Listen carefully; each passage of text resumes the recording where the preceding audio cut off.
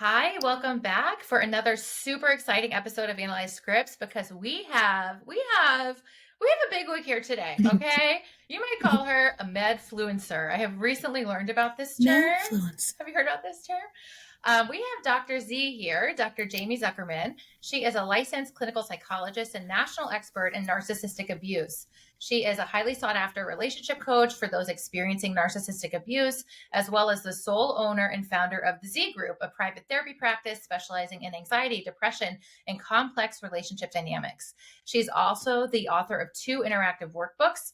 Her first workbook is titled Find Your Calm, a workbook to manage anxiety, and it garnered so much success that she was able to pen a second one called Find Good Habits, a workbook for daily growth. She is an accomplished and active media contributor, as well as an influential social media personality in the mental health space. And we are so excited to talk to her about narcissism because as we've done this podcast the past year, we keep talking about narcissism. It's in all of the popular media, White Lotus, Succession, You, basically everything. And today we're talking about Saltburn, which is like a super hot movie right now. And just as a little fun fact, I pitched this idea for this movie to Dr. Z, and I was like, I haven't seen it yet. I hear that there's something weird that happens in a bathtub. I hope it's not too weird, LOL. And then she got back to me and was like, I watched it this weekend, ... It was something, ... Yes. And I was like, oh no, what did I do? And then I watched it this past weekend, and I was like, oh, it was something. So we could just start with the bathtub, I guess. Yeah. Okay. Yeah, the bathtub scene was rough. I mean, I guess it depends. Some people say it wasn't. I saw on TikTok this popular video that was like, I kind of disagree with it, but they were like, there's 2 kinds of people. Like one who like you're kind of getting nauseous from the bathtub scene, and another one who you're like going into your bedside drawer after get turned on. And I was like, like I don't know. I think I'm just more of like thinking of the drain. Like, and what's in the drain? It wasn't like, oh, it was just, like, that's where my brain went. So I guess I'm not one of those girlies, but it's okay. Like I'm okay with that. I'm okay with that. Yeah. So we'll back up a little bit. We'll ease into Saltburn. We'll get to the bathtub scene. Yeah. But so anyway, if you've been living under a rock, this is a movie that just came out 2023, written and directed by Emerald Fennell. Has an all-star cast. Mm-hmm. And I have to say, I don't know, Dr. Z, did you ever watch the show You? Yes. Oh, thank God. We love that show. I don't know. I mean, I love him. I'm not a fan of it. I can't. What? I know. I know. I love him, and I think the acting's phenomenal. I don't know. I can't get into it. We'll I watch it though. I watch it. I definitely watch it. Did you watch season 4? Because this plot reminded me a lot of season 4 of You. Which one was season 4? Remind me. The most recent one that they split up into 2 parts. It happened in London. In London. Yeah, where he went to find her. Yeah. The whole, like, eat the rich thing. Yes. It reminded me a lot of that. But also I feel like in our culture, we like love this plot. Right? We love this plot. Like what we think is like a normal person, or it's like a seeking revenge type thing. For what, I'm not quite, for various reasons, but like a seeking revenge, almost like, because I'm not where you are, because I didn't have the advantages you did, which, obviously that is what, oftentimes what happens. So, I look at You more as, he's more on the kind of antisocial personality disorder. Yes. He gets pleasure from doing these, right? It's not, I mean, yes, it's about power and control, but his primary aim is to harm people. Yes. Like to physically harm people. So I think that they overlap obviously, but the underlying function is different. Exactly. And I think that's what I'm so excited to talk about with you today is, where does narcissism end and sociopathy begin? And right. And it's not always clear, but like we love to talk. We, in terms of me and Portia, apparently like to analyze this a lot. And apparently like Americans like to watch this because we're seeing it in all the shows, Succession, So to give a quick rundown of the plot. So we have Barry Keoghan, amazing actor, playing Oliver Quick, the main character. And then we have Jacob Elordi playing Felix. Was he the one who was in Euphoria, Portia? Yes. Yeah, okay. We have Rosamund Pike playing Elspeth Catton, who I just loved her character. Yeah. Loved her character. Oh my God. And loved and hated. Loved and hated all together in one. So that's so nice that you can hold on to good and bad simultaneously. Yes, you know? yes. I don't think she can. Yeah. You know? No, I don't either. But also I love, like, things about the media that I love when they get it so right is like, even her name is not Elizabeth. It's Elspeth. It's Elspeth. You know, it is special. And she doesn't like disgusting things. And I was like, no. Well, like, and she puts that on her children and demands her children to have a certain appearance to appease her, you know, which is very interesting because we can get into this later. But if somebody has OCD, obsessive compulsive disorder, right, and they don't like germs, or that to the point where it's a it's a dysfunction, OCD causes a significant amount of, you know, distress, dysfunction. There's shame, there's guilt. Yes. And so what's interesting about her is that there's no shame and guilt associated with hers. In fact, she views it as that's how everybody should be, to the point where she expects her children to follow that. That's different. That's more in lines of obsessive compulsive personality disorder, which actually has nothing to do with OCD. It's just the name. Oh, so it's very interesting. It's a good super distinction, interesting, which I think, you know, everyone throws around, which we know. Oh yeah, I always say to people, if you say I'm so OCD, you're not OCD. You are not OCD. You're not, because somebody with OCD wouldn't. They don't get pleasure from it. It's debilitating for them. Right. Exactly. So, that's so true. That's so true. And the kids also, like, they have to like help their friends follow that too, right? He gives him the razor. He's like, we have to be clean shaven for mom. Yes. And I'm assuming that all of her friends, you know, do that as well. And you know, it's just it's interesting. And like have to, right, to be in her orbit. And, but everyone still wants to be in her orbit, right? Because she's just that special. Yes. Correct. I cannot wait. So just to round out the cast, we have Richard Graham playing Sir James Catton. I thought he was hilarious. Like, I just loved him. We have Archie Madekwe, I might not be pronouncing that correctly, playing Farleigh. Alison Oliver playing Venetia. Even their names are special. Felix and Venetia. You know, we have Carey Mulligan playing Pamela, a very normal name. Yep. You know, Pam. And then she's just Pam. She's just Pam. Just Pam. Might as well be Karen. You know. Exactly. And then we have Ewan Mitchell playing Michael, who is like that initial friend, right? Who is like a little interesting, right? Almost like he knew something was off a little. Yeah. All right. So where do we want to get started, guys?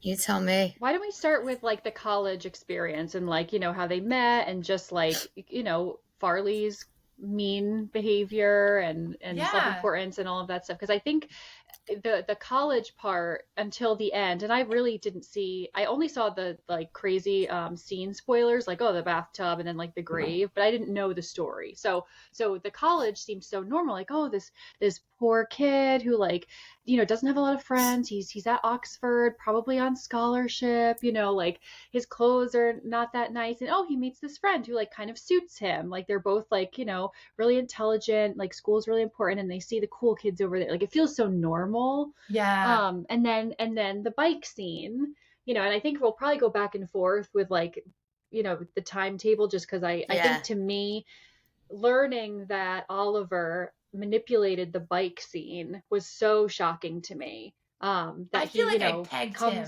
I didn't then. I did see that, but the bike was so thoughtful. Like the plan was so clear and like concise that I was That's blown why away when people say, do narcissists know what they're doing? I'm like, yes. So tell us more, Dr. Z. Tell us more. So I think I realized what he was like when he went to the bar. They didn't invite him. It wounded his ego to a level of excess, right? He was like walking in the street, turning around, going back, turning around, going back. Should I go back in? Should I not go back in? Whereas like if any one of us weren't invited somewhere and we went out and we saw people, we'd be like, screw them. Or we'd go and be like, oh, thanks for inviting me. He took that and internalized it and took it to a whole different level. Like rage, you think? So what I think happens was when he saw that, when that kind of triggered for me not that he was a narcissist necessarily, but that his emotional response was disproportionate to the situation.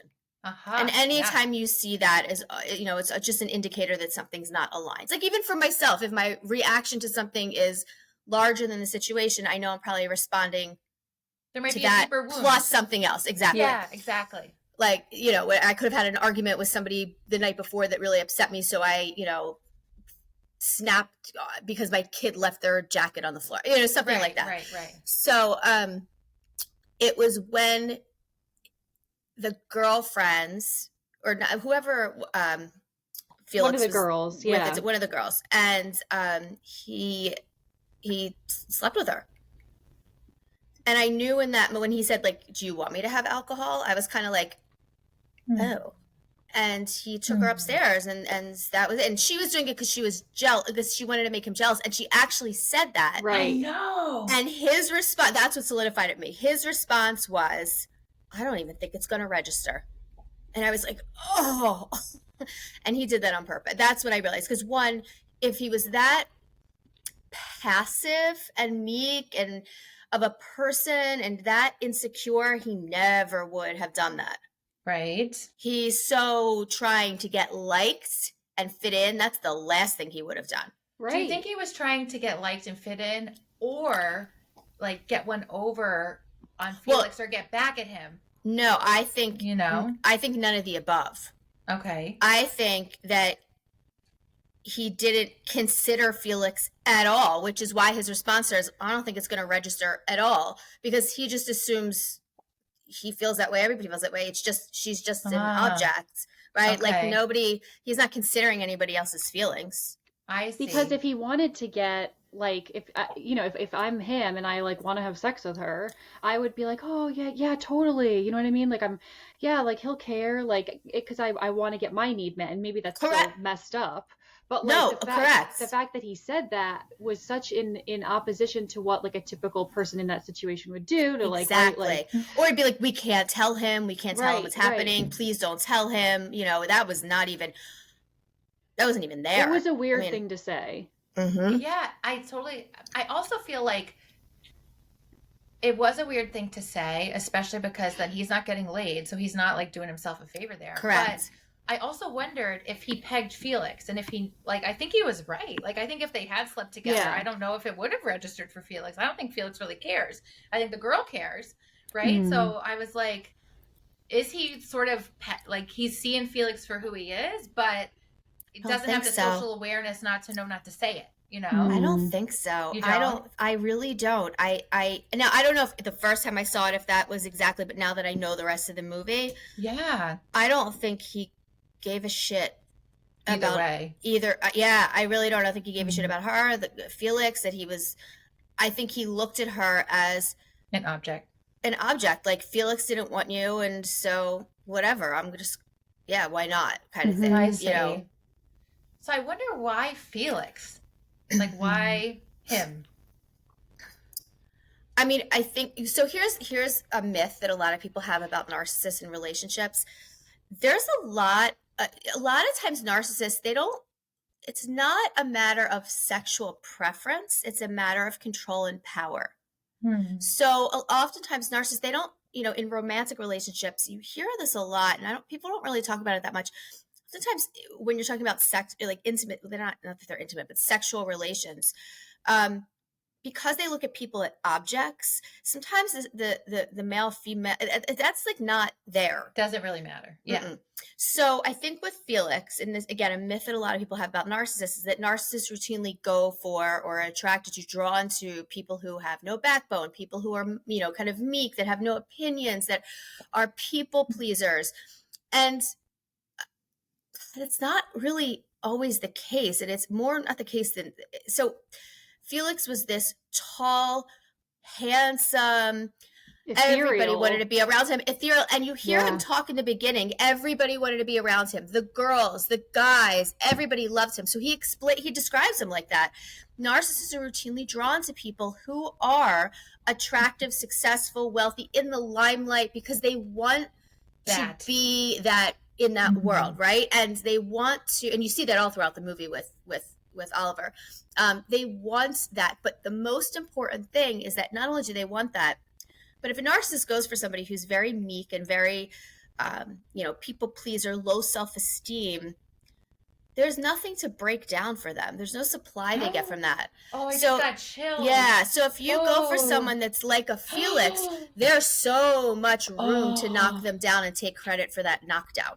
Oh, I literally just got chills. Yeah. It's so eerie, but you're so right. Because I think a part of it is, is thrilling, right? Like that whole process. So they get supply from that. Exactly. Yeah. So if someone's not, able to offer anything and they're kind of already there, it's like, well, what's the point? I can. And that's why they're an object. Yeah. That's why they're an object. Is what can I get from you? Mm-hmm. Yeah. So 100%. Dr. Z, can you say a little more for our listeners? What do you mean by supply, and what do you mean when you say narcissist? Because as I'm sure you know, these words, just like OCD we're talking about a second ago, they just get thrown around these days on TikTok, on Instagram, everywhere.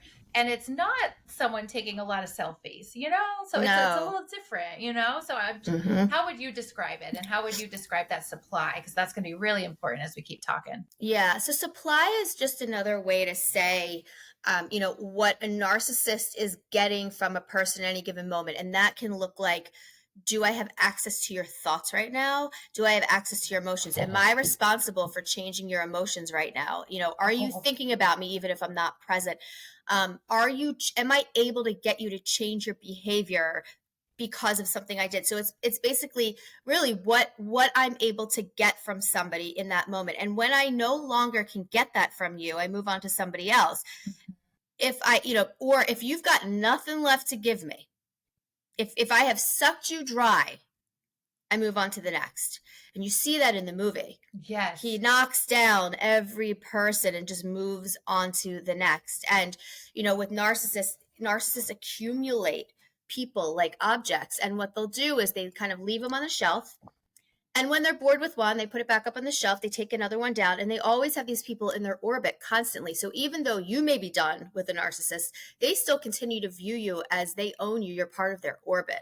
And they will just try to pick you up again when they need something from you in that moment. And so that's kind of how that supply works.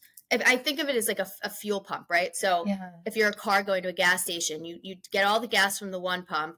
And then when you need it again, if you go back to that gas pump and there's nothing left, well, you're not just going to sit there in your car and not move. You're going to go find another gas station and fill up until that other gas station gets replenished. And you just kind of keep going around. Otherwise, you're empty and you're left with yourself.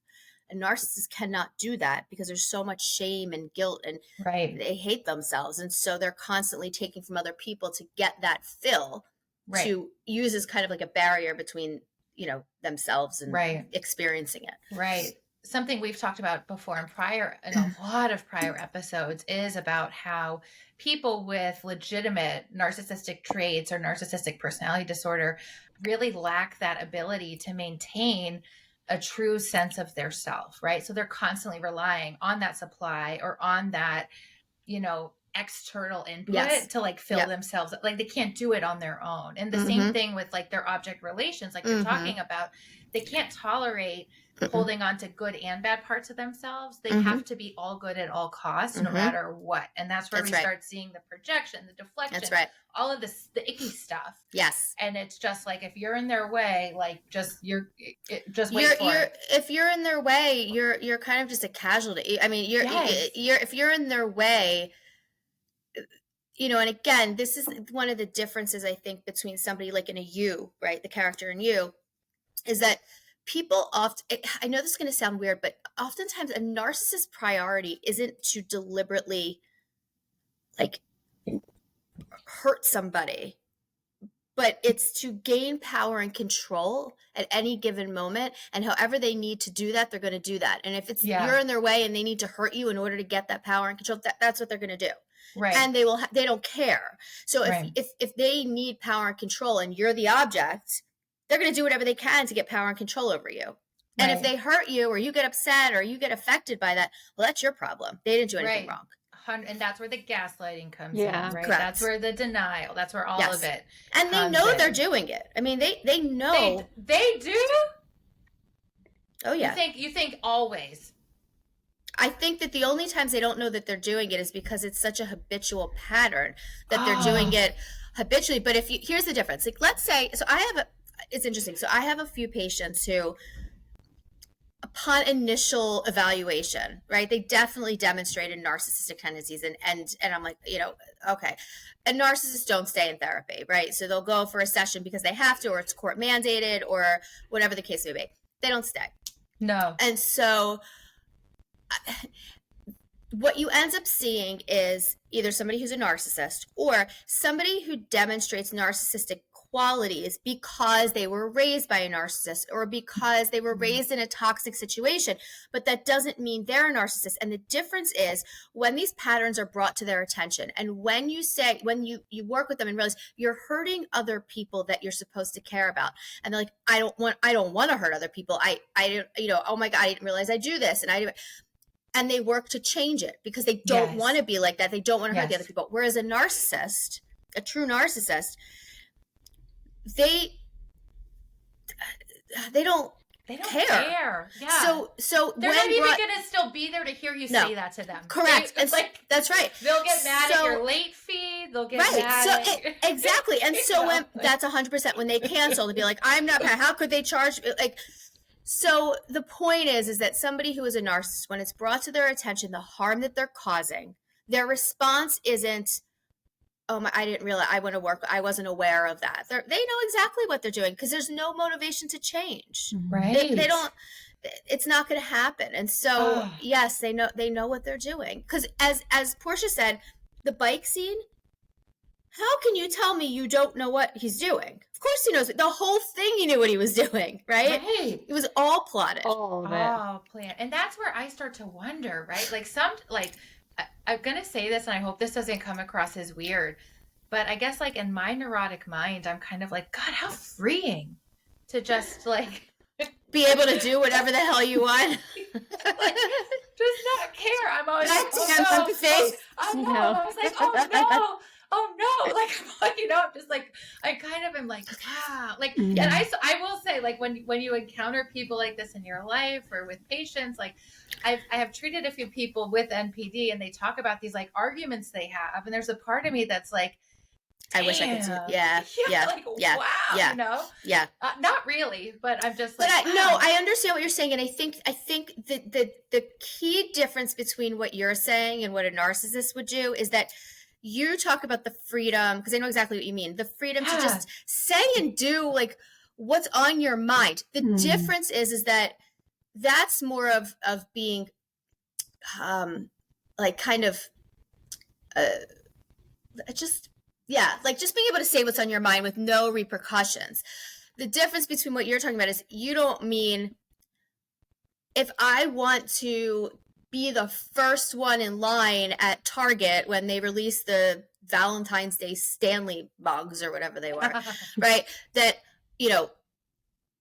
you're not going to go in shoving old people and children over and injuring them to get to the front of the line and not caring. Well, they were in my way, and if you really want to be in the front line, you would have pushed me back.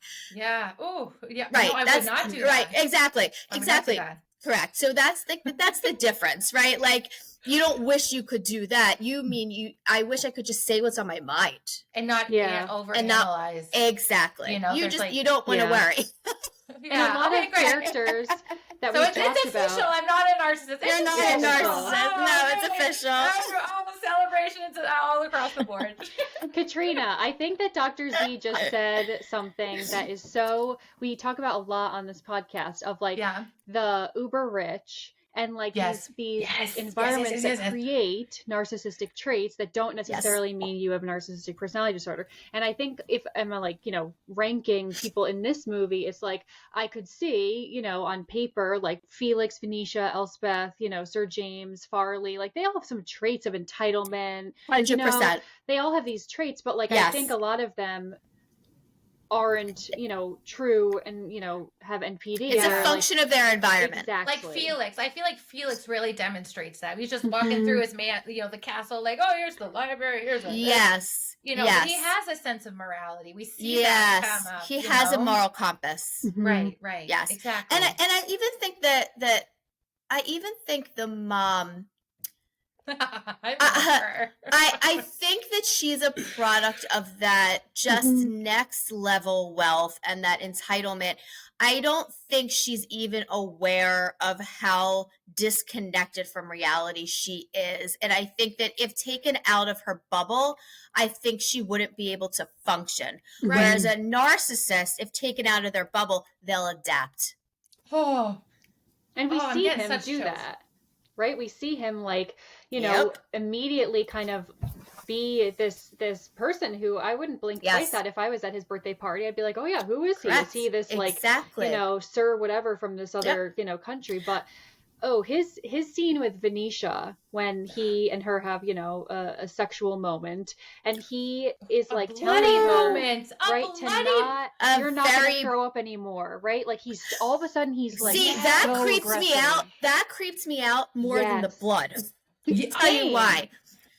Him standing. Did you ever see the movie The Secretary? No, but I want to.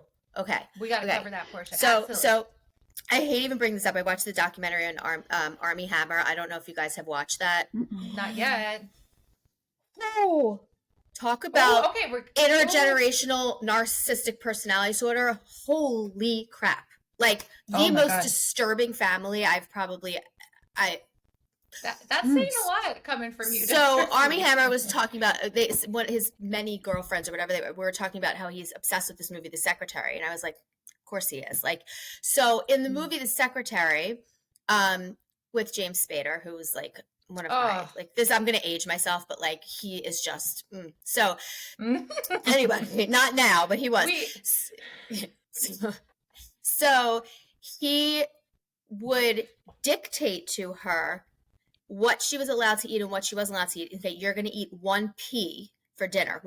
You're going to eat 2 bites of this. And he like, it was this like weird kind of control relationship, and she thrived off of that. And so with Venetia, when he leaned over and he said to her, and as we know, eating disorders are super shame-based, right? And they're super guilt-based, and they are no one taught. If you haven't, you don't talk about it. You do everything you can to hide it. Like, so it's such a vulnerable diagnosis. And so, and the person's sense of self is so vulnerable. So when he leaned over, he didn't look at her.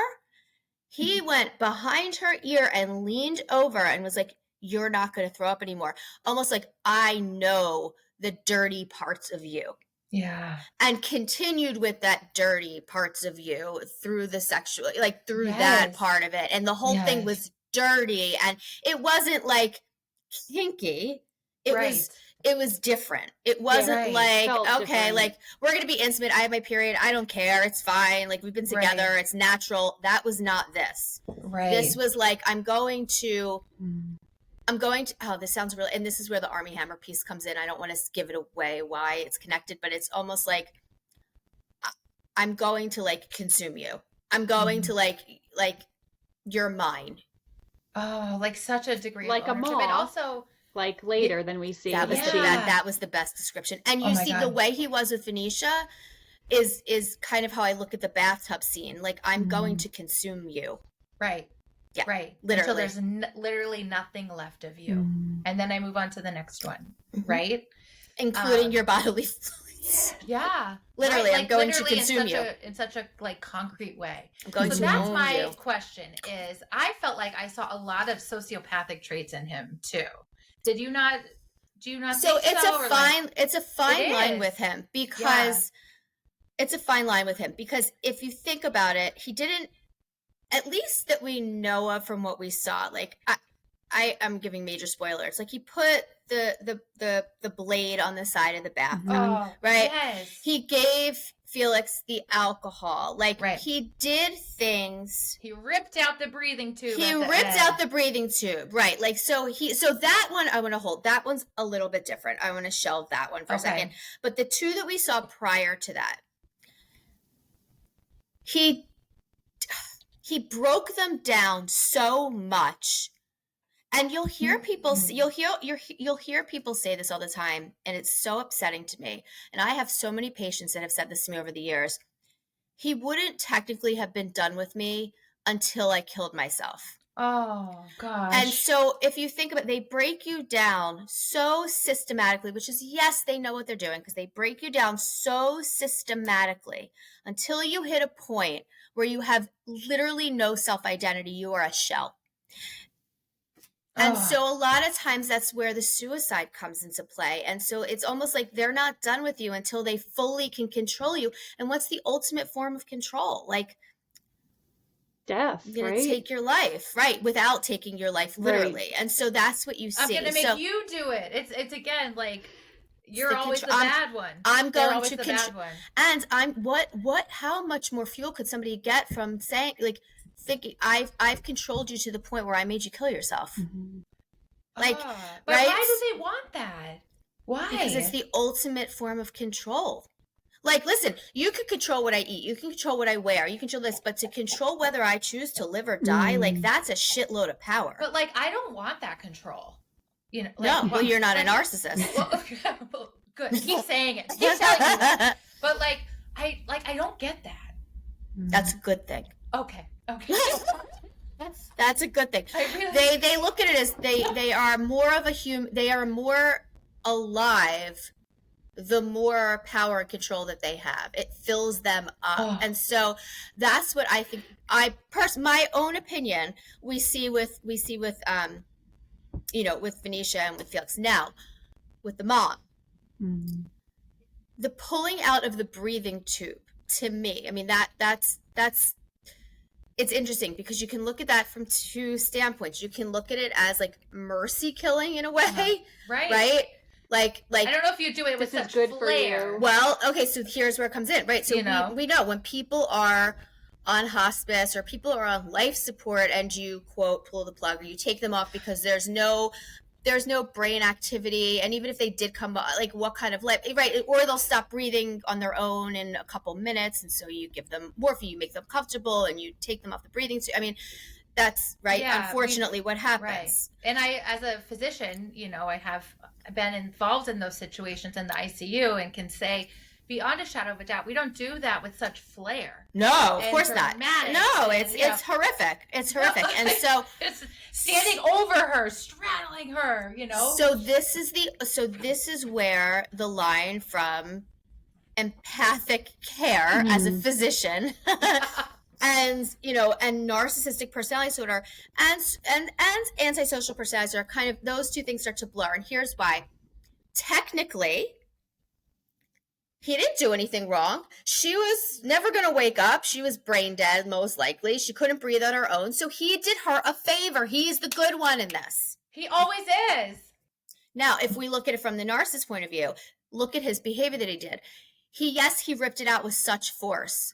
But the thing that bothered me the most in that situation was him burning her on the leg with a cigarette as if she was just an ashtray. She didn't, because she's an object. She's an object. It was very subtle. And when he straddled her and got on top of her without her ability to consent. Yes. Right. Straddling her literally like this. Right. On top of her, pulling out her breathing tube, but yet I'm doing you a favor because you're going to die anyway. So, like, why am I torturing you by leaving you in this situation?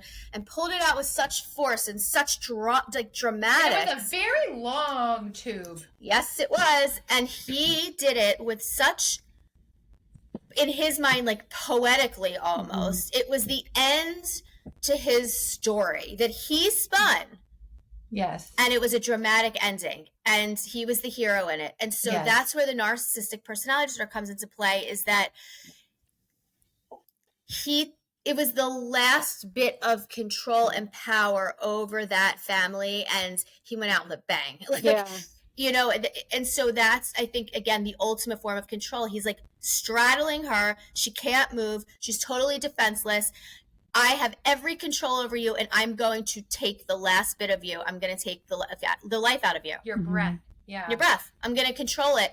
But you can't call me out on it because, and I don't mean like get caught. I mean, morally, you can't call me out on it because I'm doing her a favor. What kind of life is this? Yeah. She was suffering. Even though I'm the one that contributed to her suffering. Right. Because she had so many accidents, right? You saw that part. Right. Yeah. And so, but I guess my question is, was this all a long game? Like, did he just want the fortune and he just did this systematically? Or was it like he just kept needing more and more supply and then it just so happened he got the fortune, you know? I don't know. It wasn't that planful. I don't think in the very beginning, right? Because he hadn't been to Saltburn yet, so he didn't know what he was going to encounter. But I think once he got there, he was very systematic in terms of how he aligned himself with people and split people against each other. And he knew what he was doing. And I think he had once he realized that the mom took in these quote strays, he realized he could mask himself as a stray, fly under the radar, just kind of linger there because they never threw anyone out. Right. It was a perfect playground for him. And I think he knew pretty quickly what he could do. And I do think it was the long game. I think he aligned himself with the mom. And if you saw it, he knew exactly where narcissists don't know what they're doing. He purposely went to that coffee shop, and when you see it at the end, he's not even typing anything on his laptop. Yes, right. Like, he knew exactly what he was doing. Right. That's the part that's so eerie. But so that's for me where I started thinking, oh, he's a sociopath then, because he knows what he's doing. He's planning it. He's like getting pleasure. No, so here's the interesting thing. He's not getting pleasure from killing them. That's just a means to an end for him. That's the difference. Yes, absolutely. Absolutely. What is the end for him? Why did he cry? Total power, right? Like if he, you know what I mean? Because it's like he's not getting off to it. If he's not getting off to it. But think about it. What did he do at the grave? He didn't just cry. He had sex consensually. Right. Or he fucked power. He fucked it. Yeah. So he's not crying because he's sad, and he's not crying. Notice what Venetia said at the end. I saw you crying at his funeral, and it made me realize you've only known him for 6 months.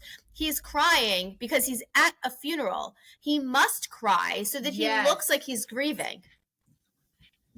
He's mimicking. He's mimicking. Yeah, he's doing what he needs to do. So I think that. Here's the other thing. With someone who has antisocial personality disorder, right? They're way more impulsive. They're way less planned. They're way more like just killing for the thrill of it and killing because like they're sick and twisted about it and they're a murder. I mean, this is different. Here's it, like Dexter. You know, we watched Dexter. Yeah. I haven't watched it, but I know Dexter's a sociopath. Okay. Dexter gets pleasure out of killing people. I guess, and he does it in a way that's like, you know, more right. He was taught to be moralistic, but he's not. He enjoys it. They took his killing behavior, and his dad made it so that at least he's not killing good people. Quote, good people. Yeah. And I guess too, the scene with Oliver's parents, I think told us everything we need to know. Right? And so creepy. But it was so good, right? Yeah. Like they really got it right. The dad just nailed it. I mean, they were all so good. I mean, and they were all so good. Aren't you? I mean, I don't know. Maybe I'm putting words in your mouth, but I am always so impressed when writers and people in Hollywood get it so right. And like we say, there's only a few movies that get it so right. So what I'm curious for you, what are some other ones that get it so right? So I just saw a really good movie, Tar, T-A-R, with Kate Blanchett, where she's this orchestra conductor, and it's good. It's a female narcissist. It's absolutely freaking phenomenal. We don't see a lot of those. And they nailed it. They nailed the nuances. They nailed it. Tell Me Lies. Hulu's Tell Me Lies. Yes. Yeah, that was one of the shows that got us inspired to start this podcast.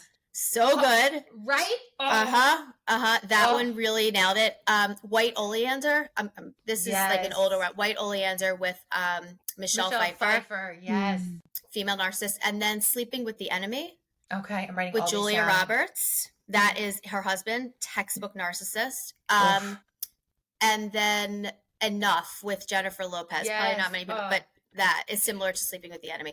But I would start with those because they really nailed it. They really nail it. And sometimes, like with the scene with Oliver, Felix, and his parents, sometimes it isn't even the dialogue. It's the body language, the way they look. Yes. And I'm just like, I'm so happy when Hollywood gets it so right. And at the same time, I'm so sad because that means someone who's doing it has this. I feel like you have. So to I have like to believe in my heart, I like to believe that they have consulted a psychologist or psychiatrist while they're writing this. Because otherwise, you hope so, right? That's what we always say. We're always like, "Are they okay? Are they okay?" Like, or they're a survivor of narcissistic abuse. That's what I mean. Is I feel but like even still with survivors, and I always say this, I say survivors are like what I think there's nothing better than survivor stories for somebody to feel like not alone. But survivor stories, because they're coming from the person themselves, they should not be used as a guide for treatment, because treatment protocols are very different than survivor stories. I think both are equally necessary, but they're inherently different. And so I just caution people for those. Yeah. I'm really curious, Dr. Z, and I don't know if in your line of work or in your practice now that you're known as such an expert in this field, if people come to you, it's like really clear they're involved in this dynamic. But I feel like in my own practice, I feel like they're just everywhere. Like I see them in the wild. You know, I hear about them, like, you know, all my patients, their family members. I'm just like, is it everywhere? And at what point when you're treating someone, if you start to suspect it, I feel like I've heard mixed things about, like, you have to just walk with your patient as they get there themselves. And then sometimes do you mean if you're treating a narcissist? Not the narcissist. I never see that. I was going to say, I don't treat that. Yeah, they don't. I don't. Yeah. Someone, so in my field of reproductive. Oh, I see what you're saying. Like, do I tell them it's a narcissist? Right. Because you haven't evaluated the other person, but like you start hearing the same story. I tell them. I feel like it's I tell them. Healing. Like, why would I not tell them? That doesn't make any sense, because they're coming to me because they're like confused. They feel like it's their fault. Yes. And even if I'm treating panic disorder, and I tell them, this is what you have, panic disorder. You cannot and will not die from this, which, by the way, I posted a question on my stories the other day, and as physicians, like I took all of them. Wait a minute. Do you know how many people in mental health got it wrong that you can die from a panic attack? No. I was like, could you imagine being a mental health provider or a quote coach, and there it is. There it is. Working with a patient who has a panic attack in your office, and you actually think they could die? Could you imagine? The whole part of treating panic disorder is letting them know this is what you have. You will not die. Right. And so, similar to narcissism, I think as soon as you give somebody, and I know people are like, I don't like labels, and that's fine, but in this particular situation, as a psychologist, part of the healing journey for somebody who is a narcissistic abuse survivor is giving them a goddamn label. And I am not orient them, right? Yes. You have to ground them in something and make them realize this is not their fault. And so you're absolutely 100%. How I deliver that is different for each person, obviously, but no, I don't believe in like sugar coating anything just to not get them upset. I don't want to get them upset, but I am going to give them information so that they can heal. Right. Am I going to handhold them? Yeah, of course I am. They're devastated, but I'm not going to like beat around the bush and waste their time. And that they're not, by the time they come to me, they need a label. Yeah, 100%, especially when they are the victim, right? Because their world is they've been gaslit and just, they're in such a tornado of confusion. Yeah, like the last thing I want to do is not give them the truth. Like that's what they need. I think Oliver's parents need to hear that, you know? I mean, I can't imagine. I feel like the dad knows. So here's what's interesting. The dad knows, okay? The mom, I think, is what gives him this golden child complex. He can do no wrong. There's no consequences for his behavior. I cooked, I cooked him a cake. You can see how good I am in the kitchen. I cooked him a cake. I baked him a cake. I did all these things for him, but it's totally okay, sweetheart, if you go. Yes, I know. And the dad was like, no, it's not. No, it's not. And so I think that he probably had very minimal, again, this is just, me guessing, but I mean, he probably had very minimal consequences for his actions, but also who knows, his dad could be a raging alcoholic, and his, how Oliver developed as a result of neglect or abuse. We have no idea. Yeah. Right? We don't know his backstory. Mm-hmm. Yeah. And I thought one of the duo together, which I enjoyed watching the most, was Oliver with Farleigh. And it was just like, for a while, it was the back and forth. Like, Farleigh has the power, it seemed. Oliver doesn't. Oliver has the power, Farleigh doesn't. Farleigh has the power, Oliver doesn't. Like, back and forth until Farleigh never had the power. Knocks him down. Farleigh never had the power. And Farleigh was Pamela's son, right? Yeah. No. Pamela's a friend. Pamela's a friend.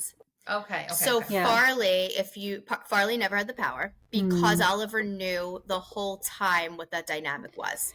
And the truth is when Farleigh made the comment about a suit, like, oh, you almost look appropriate, right? The type of person that Oliver is, there's no way Oliver's going to sit there and take it. Like, right. So like Oliver he portrayed that he was, quote, taking it to continue with his cover up, because if Oliver had done what Oliver really wanted to do, which he's fully capable of doing, he would have blown his cover. He had to wait he had to wait carefully. He had to play that role. Yeah. And so if you notice when, the final takedown, right? Think about it. He came into his room in the middle of the night. Okay, which is a totally, when are you most vulnerable? 100%. When you're asleep, right? Right. Or when you're in the bath or the shower. Like, think about the times, or when you're dead. Like, think about the times. Drunk. Or when you're drunk. Or on life support, right? Think about the times he came to these people, right? So he straddles him on top of him again without his consent and touches him. And that's what you were speaking of before, right? With it's not about like a gender. It's just it has nothing to do. It doesn't matter. It has nothing to do with gender. Nothing. Right. It doesn't matter what you are. Right. Doesn't matter. It's about control. Right. It's not even about the sex. It's just about dominating. Control. It's about dominating, taking your consent without you giving it. It doesn't matter what you are. The scene where they're grieving Felix at they're not, but they are, the lunch, right? Where they're like, oh my God, we're going to have lunch, where we need to have lunch, and Venetia's wine glass is filling. Already. Yeah, like, we have to, Or when he's like, my sweet boy, let's go. We need to, it's lunchtime. I was like, yep. What? That was, I think, it's interesting. Yeah. Such a good scene with then Farleigh, who's like, maybe has some narcissistic traits of being in the rich and famous circle, but is not, stands up and he's like, what are we doing? Like, I don't want to eat. I'm not hungry. Yeah. Why is he still here? Yeah. Like, he's the voice of reason. And Oliver, right, there's his moment. He's like, well, like, you would be saying this or whatever he says, like, since it was your fault, like, you gave him the drugs. And then, right, Farleigh's out and he's done.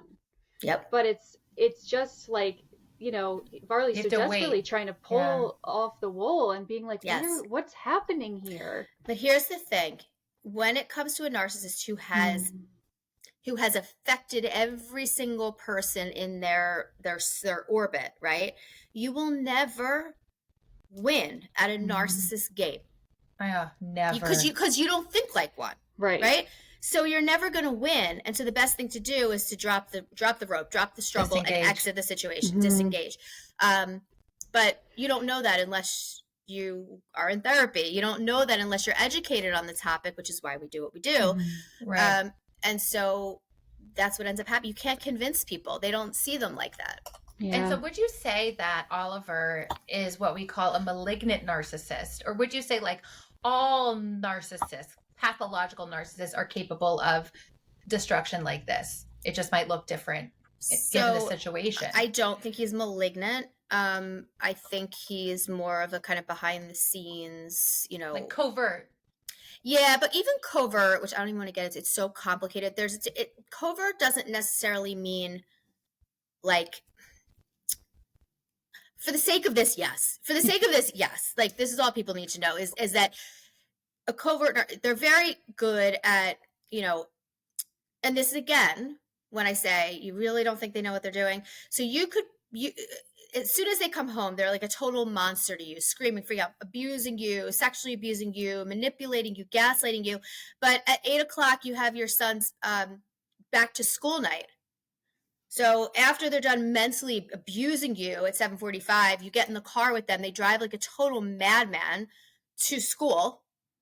I get out of the car and just, turn it hey, on. talking to the parents. Hi, how are you? So good to see you. Oh, we should do dinner one night. Get back in the car, abuse you when you get home. They absolutely 100% know what they're doing. And so, and it's a misconception that narcissists can't control their anger. They are amazing and very talented at controlling their anger. If you have ever been in someone's orbit who turns it on and off like that, it is the most chilling, eeriest thing. Chilling. It is so chilling. And you'll feel it. Yeah. You'll feel it. And I feel like you don't notice it unless you happen to catch them by accident. You have to catch them. Right? Like they'll turn on the waterworks or whatever it is, and then you might catch them a second later. Fine. It's very creepy. Their pupils get really large, and they almost have, people say this like reptilian quality. It's very, if scary. You know, if you're listening and you've been through and you know the eyes, and I'm sure you know, like, I mean, you know, and so that's when they become most dangerous. And so I that scene at dinner was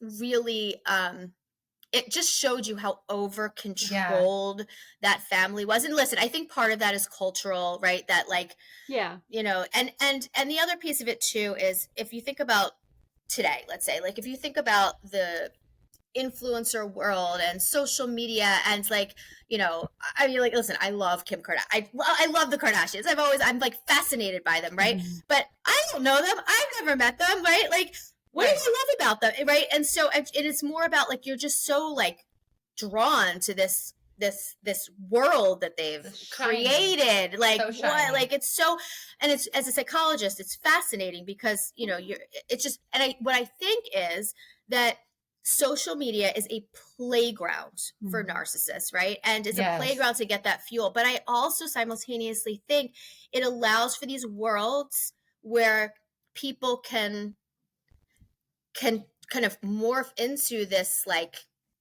you know, these celebrities or this celebrity status without necessarily having started as narcissists. That's the thing. It's like, it's like I use the Kardashian as a perfect example. It's like, I think that society like kind of molded it for them in a weird way. I think that the life they live is narcissistic in nature. But if you ask me personally, individually, if they are narcissists, if taken out of that world without all that stuff, probably not. Right. Yeah.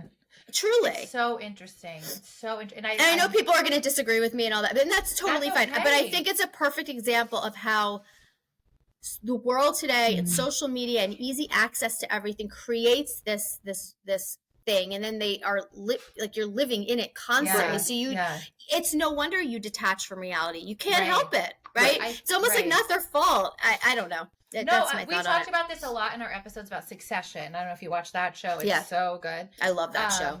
But with the Kardashians too, you know, I find it fascinating to watch their show now. And there's so many siblings. It's really, and of course it's edited, they're producing it, blah, blah, blah. Yeah. It's just really fascinating to me to see how they've all changed in different ways. Yes. You know? Yes. And, you know, and it's just, I really would love to like do therapy with them. I would love to. Because I honestly, genuinely believe it's a function of the environment that they're in. Whereas Kanye is a narcissist. Like that is, you can see, like, it's just different. And again, this is just me having never spoken to any of them. And just what I see, like, there's an inherent difference in but then you can see why maybe someone would be attracted to that. Why is someone a moth to someone like that? Right? Like, it's so fascinating, Dr. Z. And this conversation is coming at such a great time. We had something really exciting happen this week where I was a guest on a really fun podcast about the Real Housewives. I don't know if you're into the Real Housewives. Which one? Another treasure trove of personality. Yeah, it was Bitch Sesh. I don't know that one. It's so fun. Oh, it's so fun. I love that stuff. I know. I love that stuff. And so we've been so lucky to get a bunch of new listeners. That's and amazing. We were talking about exactly these dynamics at play in a recent finale. And so I think people are going to just love to hear this. And I think it's such a fine ethical line we try to walk, because on the one hand, right, it's clear, like, we don't know these people for real. We've never evaluated them, so we can't diagnose them. And we're seeing this in our face Yes. And like when you have the victim in front of you, it's dangerous not to call it what it is. Yes. Because I agree. And I always say, and I preface it with, they're not my patient, but majority of the time narcissistic personality disorder is diagnosed secondhand because they don't come for treatment. Exactly. And so listen, so I say, here's the thing, whether they're a narcissist or not, their patterns of behavior are extremely unhealthy. Because the other part of it too is sometimes people will, and I see this a lot, try to get as much information as they can on narcissistic personality disorder to confirm that their significant other is a narcissist. And I always say, okay, so like if they don't meet full criteria or you're doing it wrong, whatever the case may be, they're still so toxic. So are you like, it's almost like, okay, I can stay with them because I don't think they're a narcissist. And that's the danger I think that sometimes people get it. But like as far as reality TV, so Bravo, I'll give her a shout out here because I love her, but Bravo and Blaze is one of the podcasts. She talks all about, her thing now is she was talking about Scandival and the whole Scandival thing. Yes. So I was on talking about that and, and talking about, again, reality TV and narcissism and Tom Sandoval and again, talking about his behavior is extremely narcissistic. Like not textbook, different than created because of the world that the reality TV creates, right? I love that. I love that stuff. I know. Well, I find it fascinating. It's hard to. We love talking about it. Our followers. That's why when you said when you wanted to do this, I was like, I love this stuff so much. Yeah, it's our favorite. I love finding other people who love it too, right? Because you're like, am I the only one watching Bravo? Turns out no. Turns out no. Well, Dr. Z, why don't you tell us where we can find you to our listeners? Watching Bravo. On my couch watching Bravo. Watching weird movies. You can drjamiezuckerman.com is my website, and then Instagram, Dr. Z Psychologist. I post a ton of stuff on there about narcissism. And then if you're in Pennsylvania looking for therapy for anxiety and depression, the Z Group is on Instagram as well. If you're looking for coaching for narcissistic abuse, then drjamiezuckerman.com. Great. Awesome. Well, thank you so much. Thank you guys. This was great. Yeah, we would love to have you back to cover one of those other movies someday. I'd love to. Or we are fingers crossed that Tell Me Lies season 2 is still coming with the strikes and everything. I'm pretty sure it is. I'm pretty sure it is. I do that. I can't wait. Yeah, we love that one. But thank you so much. This was such a treat. Awesome. This was so fun. Thank you guys. All right. Thanks so much. We'll catch us next time. Bye. Bye.